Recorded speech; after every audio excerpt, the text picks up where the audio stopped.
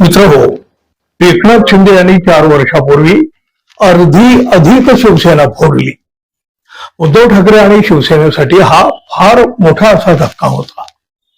पण त्यातूनही उद्धव ठाकरे आणि शिवसेना सावरली आणि पुन्हा एकदा खंबीरपणे उभी राहिली. त्यानंतर आता पुन्हा एकदा घाणेरडं राजकारण झालं आणि 9 पैकी 6 खासदार उद्धव ठाकरे यांना सोडून गेले. दुःख तर होणार, वेदना तर होणार.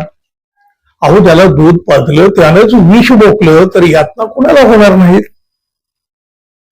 गद्दार सोडून गेले तरी निष्ठावंत शिवसैनिक आपल्या सोबतच आहेत या विश्वासावर उद्धव ठाकरे यांनी हा दुसरा मोठा धक्काही पचविण्याचा, सहन करण्याचा प्रयत्न केला. पण कोणाच्याही सहनशक्तीला काही मर्यादा तर असते. दुसऱ्या घावाच्या जखमातून रक्त वाहत असताना आता तिसरा आणि सर्वात मोठा घाव घालण्याची तयारी एकनाथ शिंदे गटानं केलेली दिसत आहे. हे सगळं आज जरी चर्चेत आलं असलं, उघडकीला आलेलं असलं तरी गेल्या काही महिन्यापासून याची सुरुवात झालेली असेल. उद्धव ठाकरे आणि शिवसेनेसमोर आजवरचं सर्वात मोठं संकट आता उभं राहिलेलं दिसत आहे. शिवसेनेचं आणि पर्यायानं उद्धव ठाकरे यांचं अस्तित्व आता धोक्यात येऊ लागलेलं आहे. मिळत असलेल्या खात्रीशीर माहितीनुसार उद्धव ठाकरे शिवसेनेच्या 20 आमदारांपैकी तब्बल 14 आमदार एकनाथ शिंदे यांच्या सोबत जाण्याच्या तयारीत आहेत. आमदार ही उद्धव ठाकरे यांना सोडून जाण्याच्या चर्चा तशा आधी सुद्धा झालेल्या आहेत, पण आता थोडं या मोहिमेला गती मिळताना दिसू लागलेल्या आहे.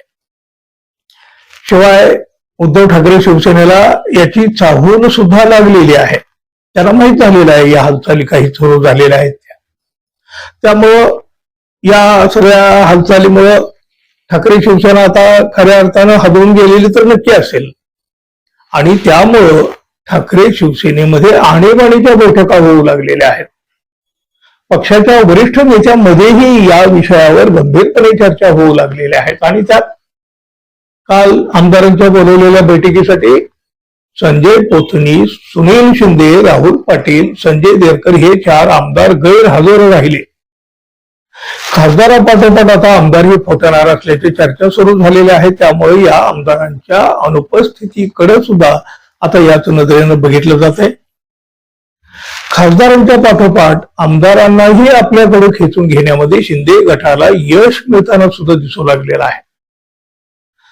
उद्धव ठाकरे शिवसेनेच्या 14 आमदारांनी जर खरोखरच असा वेगळा गट स्थापन केला किंवा मग थेट एकनाथ शिंदे गटामध्ये प्रवेश केला तर उद्धव ठाकरे यांच्या शिवसेनेकडे फक्त 6 आमदार शिल्लक राहतील.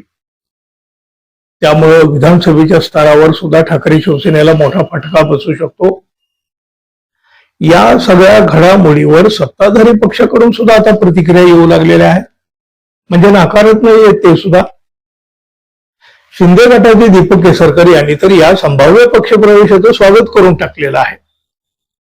हे आमदार आल्यामुळे महायुतीची ताकद अधिक वाढेल आणि राष्ट्रीय लोकशाही आघाडी अधिक मजबूत होईल असं त्यांनी म्हटलं. इकडे दुसरीकडे पक्षामध्ये सुरू असलेल्या या मोठ्या पडझडीवर आणि सत्ताधाऱ्यांच्या रणनीतीवर आदित्य ठाकरे यांनी पुन्हा एकदा टीका केली आहे. सरकारकडून फक्त फोडाफोडीचं राजकारण सुरू असल्याचा आरोप त्यांनी केला. भारतीय जनता पक्षाला शेतकरी आणि महिलांच्या प्रश्नाशी काहीही देणं घेणं नसून केवळ पक्ष फोडण्याचं काम सुरू आहे असं सुद्धा आदित्य ठाकरे यांनी म्हटलं. आणखी बरेच काही म्हटलं. पण किती वेळा तेच ते बोलणार आणि बोलून काही फायदा होणार आहे का? भारतीय जनता पक्ष आणि शिंदे गट फोडाफोडीचं जे करायचं ते राजकारण करीतच आहेत. ठाकरे शिवसेनेच्या 20 पैकी 14 आमदारांनी जर आता गद्दारी केली तर उद्धव ठाकरे यांच्या नेतृत्वाला जबर तडाखा बसणार आहे आणि शिवसेनेच्या अस्तित्वाला सुद्धा मोठा सुरुंग लागणार आहे.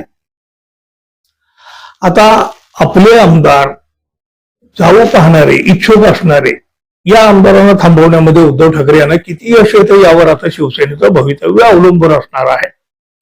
पण बघा, तरी सुद्धा अशा प्रकारच्या फोडाफोडीमुळे कुठलाही पक्ष संपत नसतो आणि तशी स्वप्नही कोणी पाहू नयेत.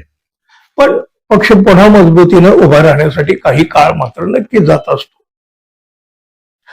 6 खासदार तर फुटलेलेच आहेत. आता उद्धव ठाकरे यांचे 14 आमदारही फुटले तर शिवसेनेचं भवितव्य काय असेल असं तुम्हाला वाटतं मित्रांनो? जरूर सांगा आणि जाता जाता आपल्या चॅनलला सबस्क्राईब करावं ही एक अपेक्षा. धन्यवाद. पुन्हा भेटू. नमस्कार.